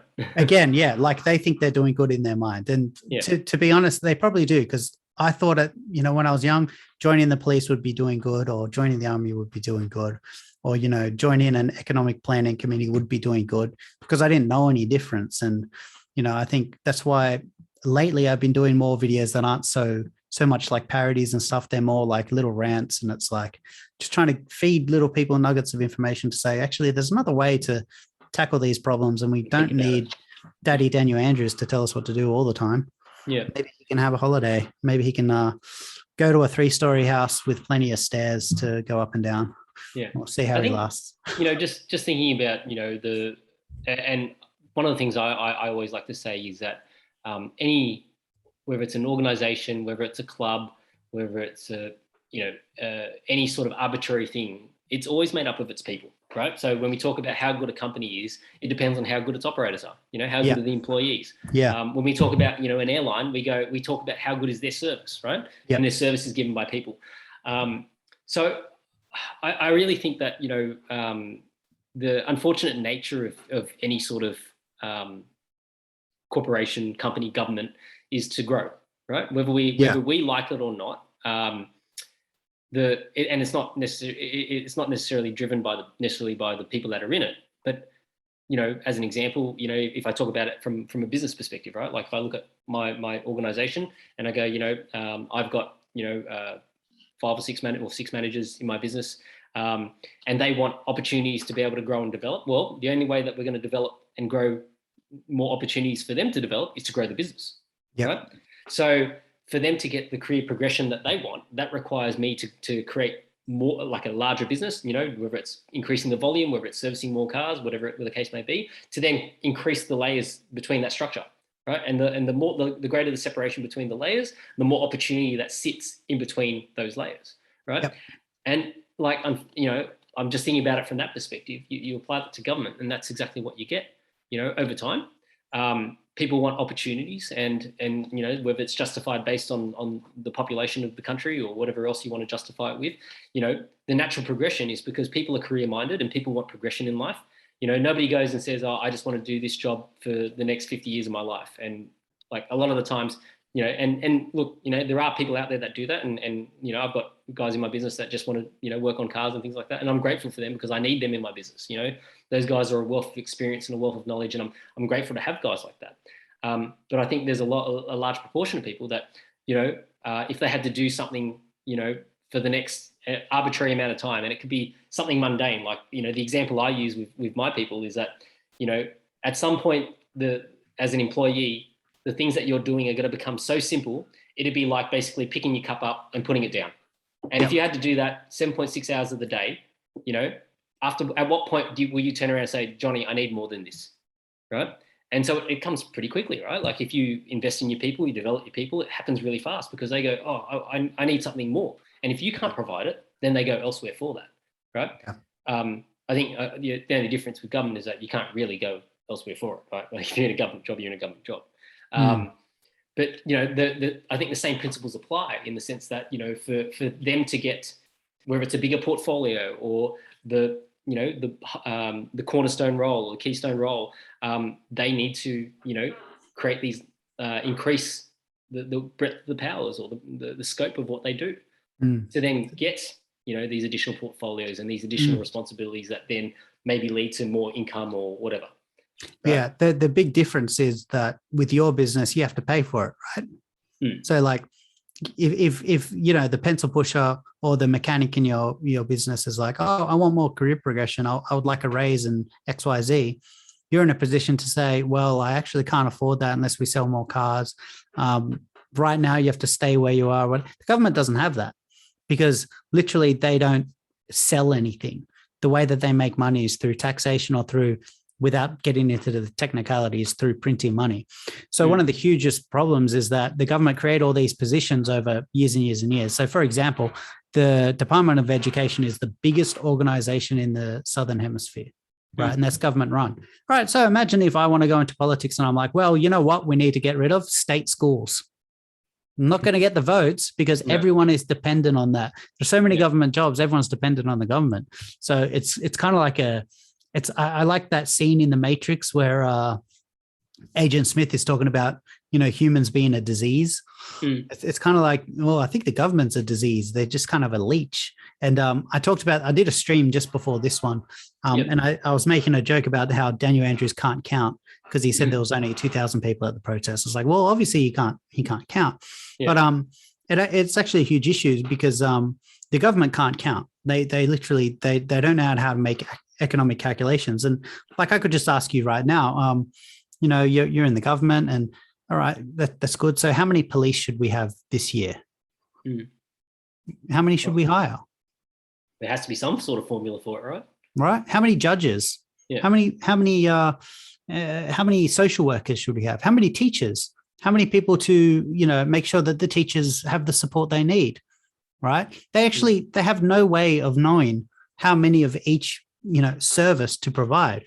Whereas, for schools, it's quite easy for a private company to be able to do it. If the kids' education's getting bad, well, it looks like you need to hire better teachers or more teachers and have fewer people in the classroom. And then you tell the parents, well, the only way your kid's going to get more education is if you pay more. So we can hire more teachers and bring. So we can hire more. Exactly. But the government has no actual way of knowing these things. They don't have any mechanism of knowing the price of these things, right? Because they don't pay for it directly. And Thomas Sowell has the best quote of all time, which is, there's nothing more foolish. I'm botching the quote, like I'm paraphrasing, but it says, there's nothing more foolish than putting, important decisions in the hands of people who don't pay a price for being wrong. Like if Daniel Andrews is wrong about lockdowns, like in 4 years' time, he's still good. He's still been paid. Like he'll have a book written about him, like you'll see it in those what's that book, QB books or whatever on the thing next to Shane Warne. Like he bears no cost of being wrong. Whereas like if you're a private business owner and you're like, oh, well, I think I'm not going to serve unvaccinated people. Well, that's 30% of the population right now. So you're going to lose 30% of your revenues. You know what I mean? Like, so you're right. They do create positions for progression, but the reason why it's a cancer is because they don't pay for the positions for it, right? The reason why you can scale your business is you're quite good at business and you can make economic calculations because you need to be turning a profit or else you die. Government doesn't need to turn a profit. Like they actually don't. They can just print the money. They can get loans from overseas. Right. So it's crazy, dude. Like the whole I hate to say the whole system's crazy, but it is. Interesting. So I guess, from the conversations, like when you've tried to engage people on this, right? How do you deal with the ones that aren't receptive to it? You just disengage from the conversation or how do you find, like, what are you generally finding? Are you finding that you're getting people are either, so far in the other camp or it becomes very, I guess, confrontational? Someone just said taxes in the chat, and I just want to make clear that taxes they happen after the fact, after you've hired all the teachers, after you've hired all the police, after you've hired all the judges or whatever you want, then you tax the people with actually no consequence of how much that's going to cost the people. And you can only raise taxes a certain amount. In fact, a lot of studies have been done that says that no matter how high the taxes you place on like rich people, tax the rich, it always is 30% of the revenue. So it actually doesn't make a difference. But anyway, sorry, to go back to your question, which was how do I engage with people who don't agree? I tend not to have conversations like this with people in real life because it's just so far from their minds that it's like sometimes I do and it's a fun kind of conversation, but they're like, yeah, what are you going to do? It's kind of like, it's almost akin to having conversations about 9/11, right? Like it's fun. You'll never know the truth. So it's, it's just a fun conversation or whatever. So I normally do it on the internet and people who watch my videos who do know me in real life, then that opens a door to further conversation. But, the penny does drop at some point and it's different for everyone. Like for me, the penny dropped when, we'll go into war with Iraq over weapons of mass destructions, which we never found. Yep. But we still went. Like, Yep. and that was like, I was like, hang on, there's something very, very wrong with this idea. And that's when I started going down this rabbit hole. But for other people, it's different, you know? Yeah. I'm curious about that. Tell me more about that. The reason why I asked that is because, you know, for me, I would say when the penny dropped for me was more so because I've got kids, and I think about, you know, and for me, like, I never really cared too much about politics. I was always just, you know, I'll just work on my own things and blah, blah, blah, blah, blah. But, you know, having kids has changed my perspective on a lot of things because, you know, I think about, you know, what is the kind of world that I want my children to grow up in? You know, I never had to worry about that before.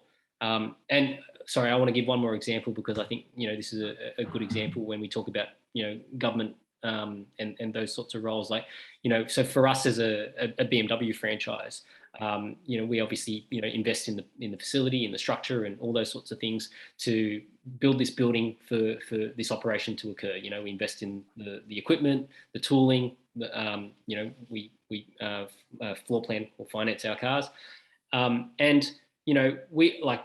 And I'm not saying this in reference to BMW because I've worked for other manufacturers as well. But one of the things that we always notice being on the retail side of things, as opposed to being in, I guess, the corporate head office side of the business, and I have been in a corporate head office before, is that, you know, typically, you know, when you're in a corporate head office role, you're only there for 2 or 3 years before you're off to the next thing. You know, in one of my capacities, I was an area manager at Toyota, and I, you know, had my dealers, and it was funny, you know, that my dealers had a very different perspective on it. You know, I had dealers that would say to me, you know what, Johnny, you know, we see guys in your role, you know, you change every 2 years or 3 years. So the reality is, you know, we sort of gotten to the point where, you know, if you're good at what you do, you'll make a difference to my business. If you're not good at what you do, then we switch off and you have no impact on my business, right?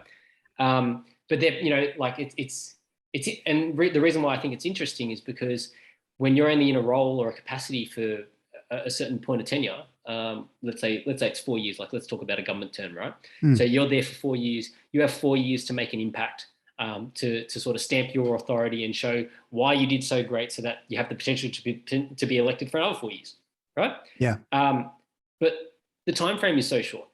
Yeah. Versus, you know, and you know, I'm not advocating the alternative, right? The alternative is that you have a tenure which is inevitable, like, you know, infinite, right? Until you die, or you pass it on to the next person, right? Like, that's the alternative. Well, I mean, Hugo Chavez, you know, they had term limits, but then he just, through democracy, that thing we talked about, which is a very flawed system, he just put it to a vote. Hey, how about we have lifetime presidencies? And the people voted yes.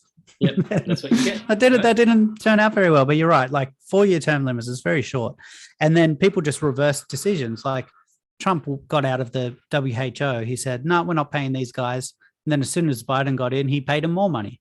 So it's like, what do you do with that? Like, so I firmly believe that the only way that we'd have meaningful change is through educating people en masse, you know, and that might take years, but, you know, it might take, you know, a lot of time. Like Western civilization could fall before that, which it's kind of likely that it will. But at least, you know, through a lot of this writing, people can say, hey, what are the building blocks for a positive, you know, good society, which, you know, can actually thrive. And like, you know, let's just start at 1776 and we rewind the clocks to then and go from there, I reckon. Because where we are now, it's not going to end well. Well, I think it's the old, like, you know, we're patching the system versus, right, you know, because so many things have changed, right? Like, you know, the same thing happened in the car business, right? Like car business was, you know, fine for a long period of time, and there's the whole, you know, rhetoric about, you know, the shady salesman, you know, the good, the bad, and the ugly, and how they look and things like that. And then the internet came along, and the internet changed the way we had to do business, because now suddenly there's price transparency. You can go and do your shopping online and go to an aggregator site like, you know, carsales.com.au and view, you know, how many different models and how many different potential opportunities. And you don't even need to go to those dealers. You just, you know, hit the button and they'll call you, or you can connect with them, right? So, you know, we've got this system that was built, you know, in going back to your point, 1776, but society's changed so much, right? The way we interact with people is very different, right? And you know, I guess part of the reason why I enjoy the podcasting format is because, you know, I get to sit down, lock in a conversation, and you know, I don't do any editing. So I don't have that issue of being able to piece together a documentary and display it how I want. However the conversation is however the conversation is, and that's the part that I really enjoy about it. Yeah.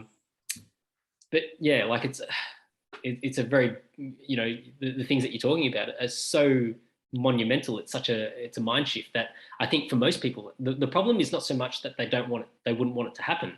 It seems so far out of their reality that they can't bother to do anything about it. Yeah, I think you're right. And also one of the problems is that a friend of mine sent me this video and he said, and he doesn't agree with me on basically anything, but he sent me a video and said, this is why people don't listen to you. And it was basically about how you have two sections of your brain, the thinking brain and then, the quick fire response brain. So if you ever watch people in debates, they're using their quick fire response brain, or basically everything we do in our day-to-day life, like making a coffee or whatever, it's all quick fired. And it's actually quite hard to tap into someone's thinking brain. You need to give them time. And the fact that we don't have time these days makes it even more difficult. But so, and this is one of the things I'm going to be working on for the next year is just like posing questions that make people think and let them breathe for a second and then turn on that thinking brain, which is hard to turn on because it tires you out. Like, I don't know if you ever here's a good example, actually. If I ask you a riddle and you're trying to get the answer, your brain actually starts to hurt a little bit, right? Yeah. It's like you're really straining. You're frustrated. It's using that other part of your brain. It's not the quick fire because you're trying to piece it together. So over the next year or so, I'm going to try and pose more riddles. I wrote my first article, well, second or third really, but like within the last 10 years on Cauldron Pool, which was about how, and I tried to do this. I posed it as a question at the start and I said, please take a breath and contemplate this. And this is the question. In your hierarchy of values, what's valuable to you? Where does church fit? Like physical church, where is that valued? And this is a Christian publication, right? Yep. So you should be high. And then so in the next paragraph, I said, well, it seems that everyone values safety more than the church. And then so after they've thought about, well, how important is physical church to me? Why are we acting like it's more important to be safe? Yep. Because the way I view online church is the way I view socialism, which, works for a while, but socialism works off the fumes of capitalism. And once those structures disappear, the whole country goes into chaos. Online church has been working off the fumes of the community that used to exist, right? Because I go to church still. And we have post-Zoom hangouts and all that stuff. And the people I've never met in real life, I talk to them. But if they got hit by a bus tomorrow, I wouldn't care. You wouldn't know. I wouldn't know for one, but it's just I don't have that emotional connection. We have so many things built into us that we don't even understand, like mirror neurons for one, and the fact that we mimic each other when we see each other, if we like each other, or all of those, 90% of communication is body language, and all of that stuff is taken away when you're talking through a screen. And, to build a church community on top of that, plus the fact the spiritual elements, it's there, but it's not the same. But my point was that I'm going to try and pose things in questions that actually engage that part of the brain. Because honestly, the first, and it's very frustrating, if I say, I don't believe in government, the question that they have is, oh, well, who would build the roads? But the fact that they pose that question means that they haven't thought about that question with the other part of their brain. Because if you thought about it for 1 second, you'd be like, hang on, roads are built by private contractors. It's just the government that tells them what to do. So it's not like we need Daniel Andrews to tell us how to lay down some tar. What are you talking about? But it's interesting. There's two things that I want to talk. I guess deconstruct there with you. The first is I want to talk to you about a core value, and I'll get to that in a second. And I just want to make this mental note that the second thing that I thought, and the reason why I think this might be helpful is to talk about negotiation, because in any sort of interaction, there is a negotiation to try and come to a mutual understanding. And I think, us talking about that might assist you in terms of how you structure your riddles, so to speak. But I'm curious about if you've thought about, what is your core value for you as a person. And the reason why I think this is important, I started challenging all of my employees in my company, what is your core value? And, for a large proportion of them, they've never ever thought about this, right? And I guess the way that I always sort of pitch it is that, your core value should be something that you can't live without. right? If you had to live without this core value, that life would not be worth living. All right. And then the second factor that goes into it is that it's going to be pretty easy for us to whittle down a core value if you start thinking about it and putting core values head to head, right? Yep. So the common one and generally, the sort of knee-jerk reaction you get when you ask this question is people go, "Oh, I think honesty is my core value," and then it's like, okay, well, if you had to choose between being honest and being successful, what would you choose, right? And then they go, "Oh, well, I want to be successful." Okay, so if success had to come at the cost of some honesty, you might have had to tell a white lie to get there or do something dishonest to meet your level of success. Would you do that? And they go, okay, well, so then success becomes the value, right? And then it's like, okay, well, what else are you thinking, right? And I spent a lot of time thinking about this, and I guess for me, I came down to transparency. That for me. And I would say, it hasn't always been this, right? This has probably only been in the last sort of 5 to 7 years of my life, right? For the longest time before that, my life was very compartmentalized, and I viewed, the person that I was at work was a different person to the person at home, and the person at my martial arts and things like that. They're all very different people. Yeah. Right? And for me, I found it very tiring. Yeah. Right. That you've got all these different versions of you. And they're coherent, but they're not necessarily the same person, right? And I realized, and how part of what sort of triggered it for me was that, Angela would say to me, when I might be having dinner with her family and her cousins and things like, she's like, "Why are you so quiet?" I'm like, "Oh, I don't know. It's just who I am." She's like, "No, you're not. You're like one of the most extrovert people that I know. That's generally operating with this, high level of intensity. Why are you suddenly so quiet?" And then I was like, "Oh, well, sometimes I don't need to be in the limelight." Like that's what I guess, how I rationalized it.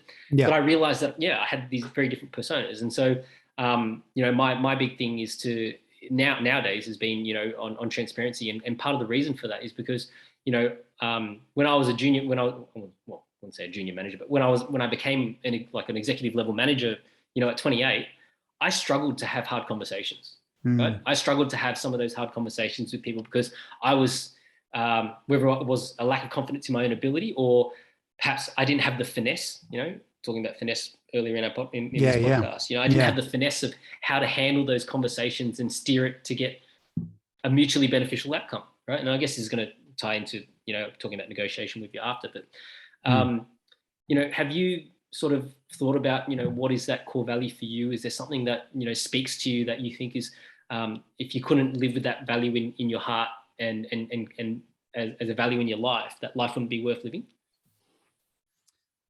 Oof, that life wouldn't be worth living. That's interesting. That's what's core value, right? You can't have a structure without a foundation, right? So the core value is the foundation of who you are as a person. And it's okay if you don't, because like I said, I've got 35 plus employees and majority of them, like a lot of them in my coaching sessions still scratch their head and say, "Johnny, I can't fucking work it out." Yeah.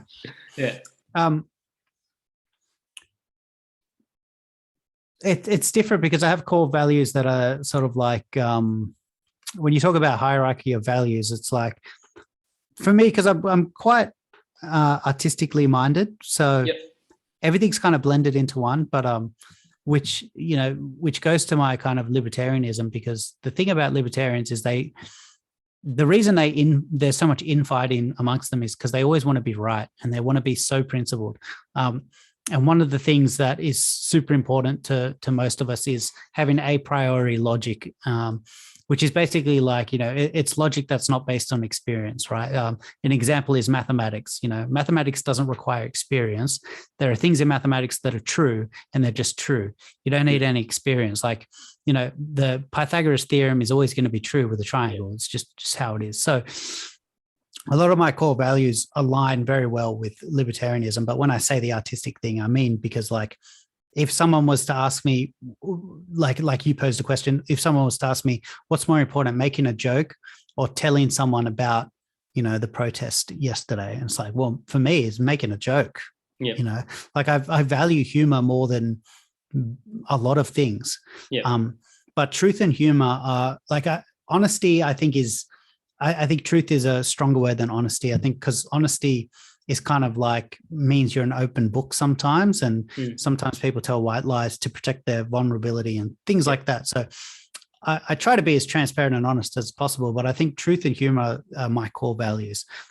Aside from my Christianity and trying to be more Christ-like and stuff like that. So my philosophy and my core values are a blend between, loving your neighbor as yourself. That's a core value, right? Yep.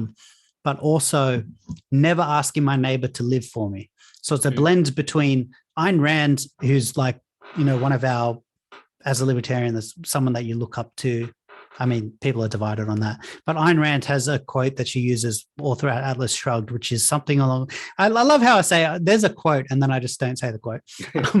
It's something along, it's like an axiom along the lines of, I will never live for someone else, and I'll never ask someone else to live for me. And I kind of partially agree with that. I'll never ask someone else to live for me. I totally agree. But I'll definitely live for someone else's life. Like I'll definitely obviously depending on the situation, but so much of my life is helping other people selflessly. And I've never had a problem with that. And, that's where I kind of differ from the Ayn Randian's point of view, where you should never live for someone else because she loves pure contractual relationships. So she extends that contract. If you and I had a business contract, we also have a relationship contract. And if you break that, if you're not holding your end, then it's not a real relationship. And she gets really quite, she cuts down to core principles quite well, but she also doesn't have an emotional bone in her body sometimes. It's like, it's too cut and dry. Yep. Humans are biological beings. And as much as we need to have core values where it comes to your business conduct and how you should view the government, I agree with her wholeheartedly. When it comes to human beings' relationships, relationships sometimes can be lifelong, and sometimes the other party isn't holding up their end of the so-called contract. Like, let's just, because again, my artistic brain says, man, that person's probably going through something, and but like that's another story. But yeah, my core values are just, man, truth and humor. And from that, everything else extends. That's my that's my core. I don't know how much longer I have because I got to feed the bub, but I could do another 5 or 10. Okay. But so give us your hard questions. Okay, well let's talk a little bit about negotiation, and then I'll have one more question for you after that. So go for it. One of the things that I think that I learnt through being in the car industry was the value of what we call the road to a sale. It's a sales process, basically, right? And I view this process of road to a sale in terms of how we build relationships with people, right? So it's a structured sales process. Anyone can Google it, road to a sale. There's probably 100 different versions out there, but typically it will start with something like a meet and greet. And I always liken this to, you're at a party, you want to make an impression, so you dress nice, you look the part, and you go and introduce yourself to a whole bunch of different people. Then the next stage is obviously to start asking questions, to find somebody that you want to connect with and start asking questions. We call that a needs discovery. Some people call it qualifying. I don't like the word qualifying because by nature of the word qualifying means that some people don't qualify.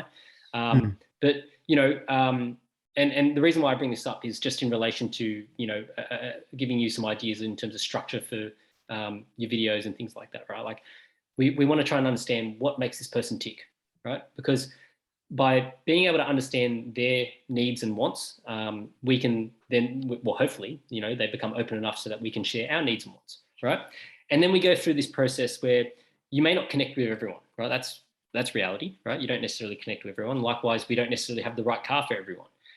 But we now need to go through this elimination process of identifying, well, what are the potential fits? What are the cars that suit? And likewise, who can I potentially engage in this conversation further, right? And that's what we call the vehicle selection or presentation. And then we go through this process that, from a relationship perspective, it's dating or a test drive, in terms of the car, where we start to see whether there's a future here, right? But I think the most important step that is so often missed in any relationship, in any car sale, is that we don't present figures. And when I say present figures, it's not just about saying, here's the price, the car is $100,000 or whatever it is. It's about actually outlaying all of the details. What is this car? What does it come with? how much registration, how much warranty, what's the build date, what's the current odometer, when can you get it, how are we structuring this deal? And the same thing applies to relationships, right? When a lot of people enter into the bond or contract of marriage, they haven't asked these questions about, how are we going to raise our kids? Who controls money in the household? Do we have an agreement in terms of if we want to spend something on something big, how does that happen, right? And so, I guess the point I wanted to make to you was that, I think your videos are great. I love the humor in them. And I was watching some of the more serious ones as well, and I think there is definitely merit in that, right? Like I think you need to have there needs to be this presentation of information, right? I guess the challenge for you in terms of when you're thinking of your ideas for content and things like that is how do you now connect, right? How do we establish that connection? And the thing with negotiation, so after presenting the figures, we go into this negotiation stage. Negotiation, there are only two types of negotiation, at least from what I've been exposed to. It's collaborative or combative, right? It's you're either going to do this price for me to buy this car, or I'm going to walk, or it's going to be, hey, look, let me work with you. This is what I really want to achieve. Can you help me? And can we get this, the outcome that we both want, right? So, and I think, the goal with our conversations, right, is that at the end of the day, we're just trying to find win-win outcomes, right? Because this is the problem, is that with the divisive rhetoric, there's always a winner and a loser. But when there's a winner and a loser, the average is always going to be brought down to the lowest common denominator. Right? So for us to be better as people, for us to be better as, a business or a country, as a government, it involves actually elevating everyone, right? So that was the point that I wanted to make about, the negotiation side of things. But you mentioned Christianity. I am actually very curious about, have you always been, Christian, or was that something that you found in life? I'm just curious if there's a story attached to that. Yes and no. Yes and no. But the really Spark Notes, maybe we can do another. I'd love to come back on your show, but the Spark Notes version is I was just like a cultural Christian until I was 16, and then someone added me on MySpace. This Satanist added me on MySpace, and then we started battling. And he asked, and again, like he opened that part of my brain that was like, that's a great question. I need to find the answer. We just came up with different answers, right? But I really liked that guy, to be honest, because we had the same musical taste and things like that. He ended up necking himself, rumor has it, but too bad, so sad. Again, when you're an online friend, it really doesn't matter. But yeah, so long and short of it is I was a cultural Christian, and then I was an intellectual Christian after that. And then I changed my heart like after that. So then it's a long progression, but I was never really doubtful of, the existence of, a creator. I think that, and, I think atheism is probably the stupidest philosophy in existence. I think if you're agnostic, that's like way better, because atheism is saying it's not free-minded. It's saying every spiritual person is wrong. There's absolutely no possibility of an afterlife, and here's why. And it's like, well, you actually don't know that. I mean, just even look at technology, like the amount of the speed in which technology is processing. Like you could, you could, as a theoretical physicist, say that this is all a simulation, and therefore there's another being that's operating as our God. It might not be the Christian God, but it could be an entity. Like we literally could be in a simulation, and we're all just characters in The Sims. Like you've played those games, you're the God. They don't know you're there. There's no way they can know you're there. They're just programmed. So like I find atheists to be like really dumb. Like that sounds derogatory, but whatever. Don't at me, bro. But I know you got to go. So what was that your last question? That was my last question. But I think we can always follow up this episode and do it again, because I think so. It'll be a lot of fun. Yeah. It was good to chat with you, man. I really enjoyed it. Tell everyone how they can find you, obviously. Well, they can find me at youtube.com/Deactivist. And same for rumble.com and Odyssey and all those other video platforms that are like reserved for Nazis and people who have been yeeted off the internet, but I'm also there. And they can go to politicaldeactivist.com and put in their email in case I get deleted off YouTube, which is a possibility. But yeah, man, great to have you. And your podcast is called Johnny Yaps, and they can find it on the Apple Store for people. That's it. Sorry, Apple Store, Spotify, Johnny Yaps on YouTube. So my YouTube channel is like the most random YouTube channel because I've got the podcast content, I've got martial arts content, and then I've got some of my work content there as well. But yeah. Nice. Well, Angela's always like, I don't know who would follow you.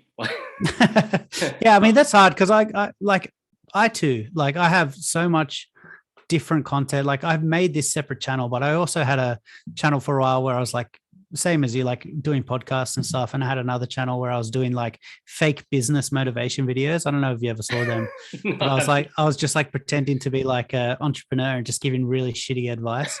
But I've privatized all of them. Okay. But yeah, like it's hard. Like you really need to like sometimes just make separate channels. But yeah, it's like I can't be bothered to build up. That's me. Yeah, just whatever. A shotgun approach. If you want to follow, you follow, subscribe, whatever. Yeah. That's it. All right. Cool. Well, everyone on the YouTube, the Discord link is in the bottom.